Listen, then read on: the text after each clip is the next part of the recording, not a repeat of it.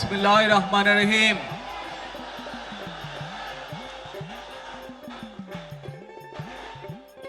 প্রিয় বাংলাদেশ,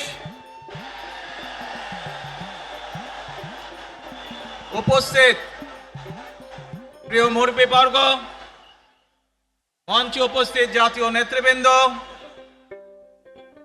আমার সামনে উপস্থিত প্রিয় ভাই ও বোনেরা এবং মিডিয়ার মাধ্যমে সমগ্র বাংলাদেশ থেকে যারা দেখছেন এই অনুষ্ঠান, প্রিয় ভাই বোনেরা, প্রিয় মা বোনেরা, আসসালামু আলাইকুম।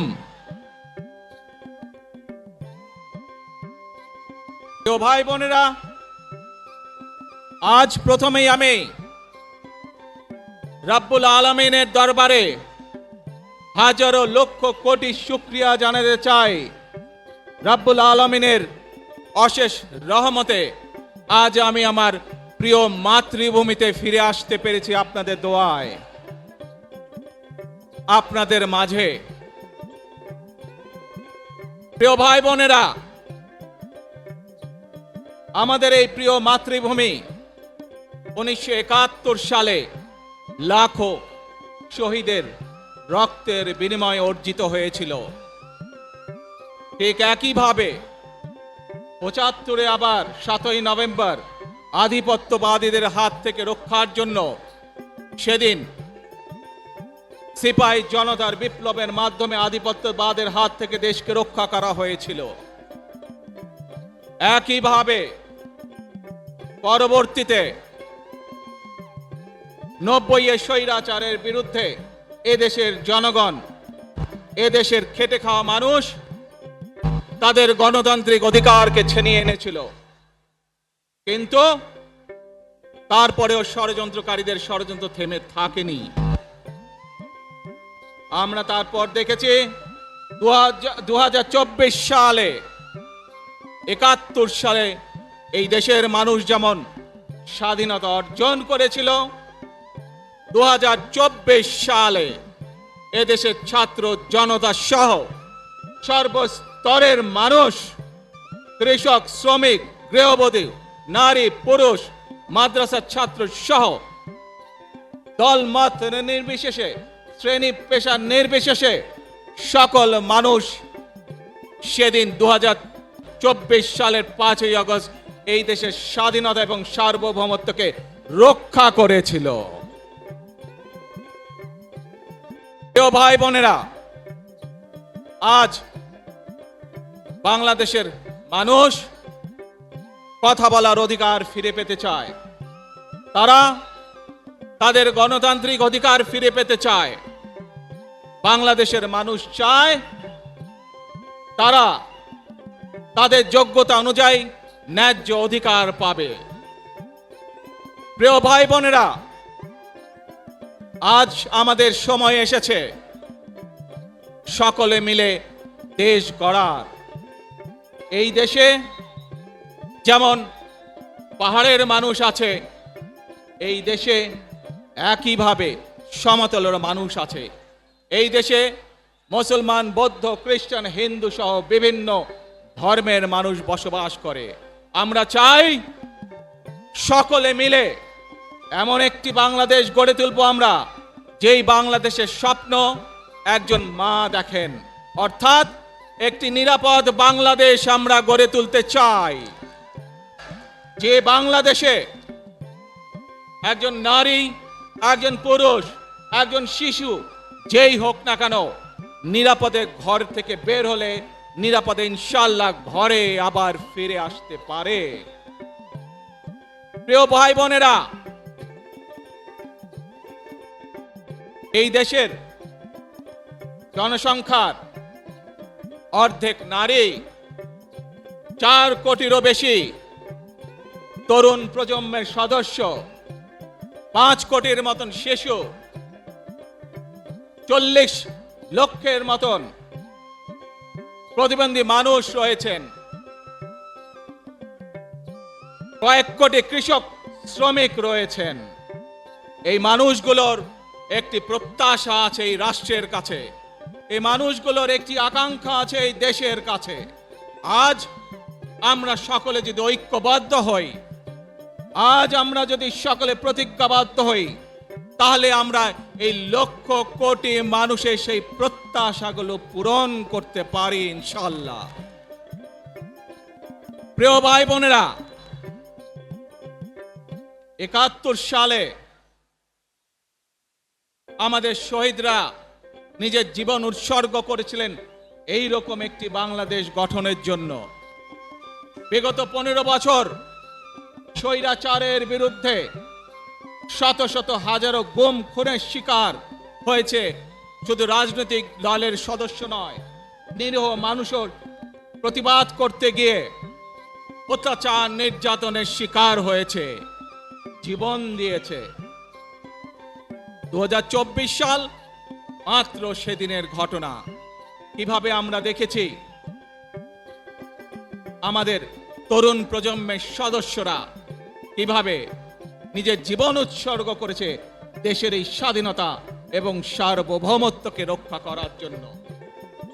প্রিয় ভাই বোনেরা, কয়েকদিন আগে এই বাংলাদেশের 24 আন্দোলনের এক সাহসী প্রজন্মের এক সাহসী সদস্য ওসমান হাদিকে হত্যা করা হয়েছে। ওসমান হাদি শহীদ হয়েছে।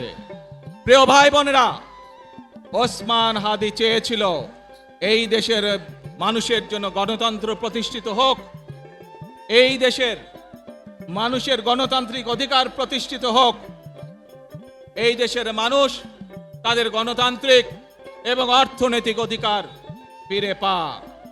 আজ 24 আন্দোলনে যারা শহীদ হয়েছেন, ওসমান হাদি সহ 71 যারা শহীদ হয়েছেন, বিগত স্বৈরাচারের সময় বিভিন্নভাবে খুন গুমের শিকার হয়েছেন, এই মানুষগুলোর রক্তের ঋণ যদি শোধ করতে হয়, আসুন আমরা আমাদের সেই প্রত্যাশিত বাংলাদেশ গড়ে তুলব, যেখানে আমরা সকলে মিলে কাজ করব, যেখানে আমরা সকলে মিলে আমাদের প্রত্যাশিত বাংলাদেশকে গড়ে তুলব। প্রিয় ভাই বোনেরা, বিভিন্ন আধিপত্যবাদ শক্তির গুপ্তচরেরা বিভিন্নভাবে ষড়যন্ত্রে এখন লিপ্ত রয়েছে। আমাদেরকে ধৈর্যশীল হতে হবে, আমাদেরকে ধৈর্য ধারণ করতে হবে। বিশেষ করে তরুণ প্রজন্মের যে সদস্যরা আছেন, আপনারাই আগামী দিন দেশকে নেতৃত্ব দিবেন, দেশকে গড়ে তুলবেন।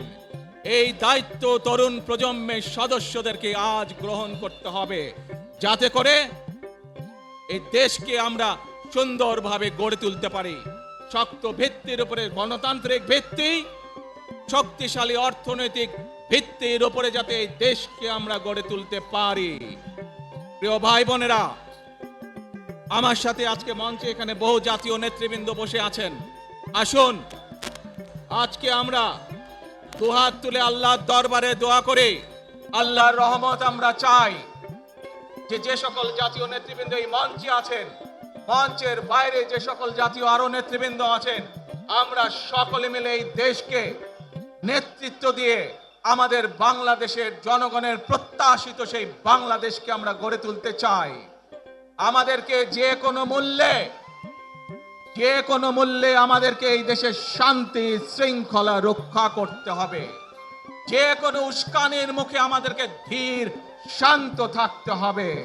প্রিয় ভাই বোনেরা, আমরা দেশের শান্তি চাই, আমরা দেশের শান্তি চাই, আমরা দেশের শান্তি চাই। প্রিয় ভাই বোনেরা, মার্টিন লুথার কিং নাম শুনেছেন না আপনারা? নাম শুনেছেন তো আপনারা? মার্টিন লুথার কিং, তার একটি বিখ্যাত ডায়লগ আছে, আই হ্যাভ এ ড্রিম। আজ এই বাংলাদেশের মাটিতে দাঁড়িয়ে আপনাদের সকলের সামনে আমি বলতে চাই, বাংলাদেশ জাতীয়তাবাদী দলের একজন সদস্য হিসাবে আপনাদের সামনে আমি বলতে চাই, I have a plan for the people of my country, for my country.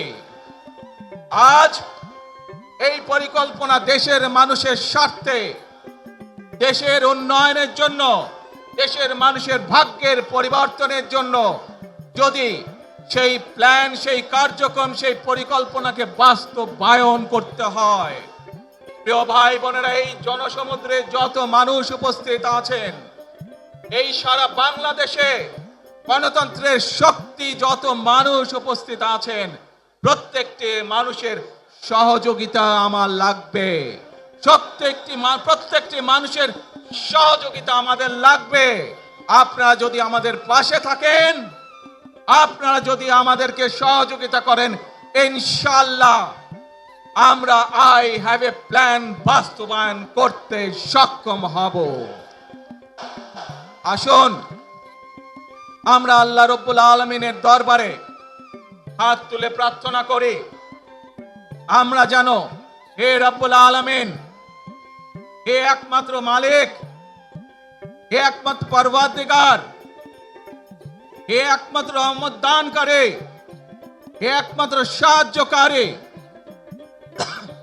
আজ আপনি যদি আমাদেরকে রহমত দেন, তাহলে আমরা এই দেশের মানুষ কঠোর পরিশ্রম করার মাধ্যমে আমাদের প্রত্যাশিত বাংলাদেশকে গড়ে তুলতে পারবো। আজ যদি আল্লাহর রহমত এই দেশ এবং এই দেশের মানুষের পক্ষে থাকে, আল্লাহর সাহায্য, আল্লাহর দয়া এই দেশের মানুষের উপরে, এই দেশের উপরে থাকে, ইনশাআল্লাহ আমরা আমাদের প্রত্যাশিত বাংলাদেশ গড়ে তুলতে সক্ষম হব।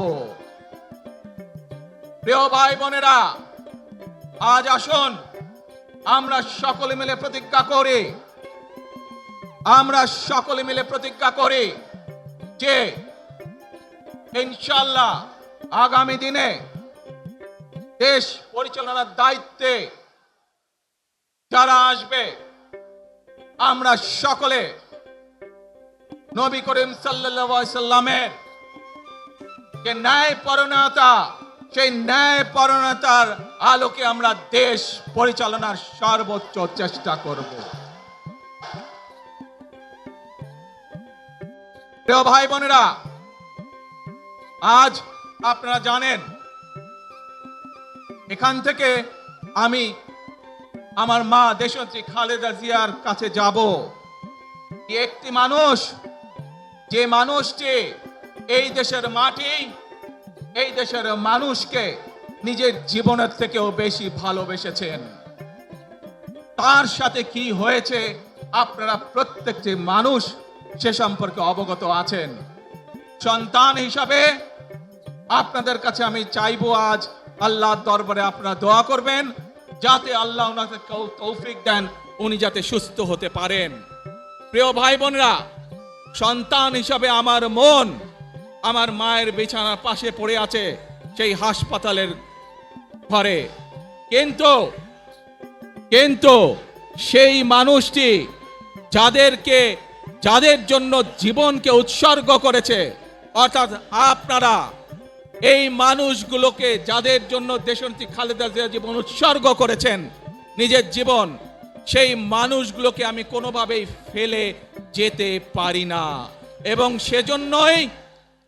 সেজন্যই আজ হাসপাতালে যাবার আগে আপনাদের প্রতি সহ টেলিভিশনগুলোর মাধ্যমে যারা সমগ্র বাংলাদেশে আমাকে দেখছেন, আপনাদের সকলের কাছে কৃতজ্ঞতা প্রকাশ করার জন্য আজ আমি এখানে দাঁড়িয়েছি আপনাদের সামনে। প্রিয় ভাই বোনেরা, আসুন আমাদেরকে আজকে নিশ্চিত করতে হবে, আমরা যে ধর্মের মানুষ হই, আমরা যে শ্রেণীর মানুষ হই, আমরা যে দলেরই রাজনৈতিক দলের সদস্য হই অথবা একজন নির্দলীয় ব্যক্তি হই, আমাদেরকে নিশ্চিত করতে হবে যে কোনো মূল্যে আমরা আমাদের এই দেশের শান্তি শৃঙ্খলাকে ধরে রাখতে হবে। যে কোনো মূল্যে যে কোনো বিশৃঙ্খলাকে পরিত্যাগ করতে হবে।